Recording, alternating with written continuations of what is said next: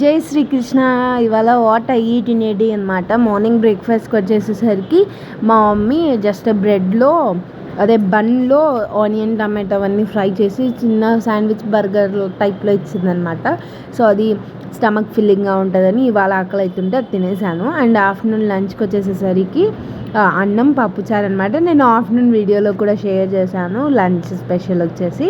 So పప్పుచారు నాకు చాలా ఇష్టం. సో హ్యాపీగా అలసిపోయి వచ్చేసి కాలేజ్ నుంచి మంచిగా రిలాక్స్డ్గా నేనైతే పప్పుచారు అయితే తినేసినాను అనమాట. చాలా నచ్చింది. నేను ఈ వీడియోలో ఒకటి చెప్పాలనుకున్నా, ఇగ్నోర్ మై ఫేస్ అనమాట. సో నేనైతే ఏమీ నార్మల్గా ఎలా వెళ్తానో కాలేజ్కి అలా ఉన్నా అనమాట. ఫేస్ అయితే ఒక్కటి ఇగ్నోర్ చేయండి.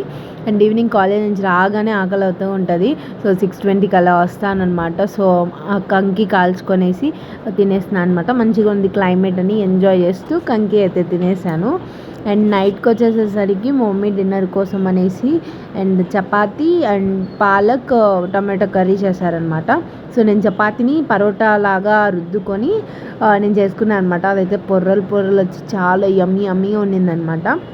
సో కర్రీ కూడా చాలా టేస్టీగా వచ్చింది. సో నా ఎక్స్ప్రెషన్స్ అర్థమైపోతాయి మ్యాక్సిమం.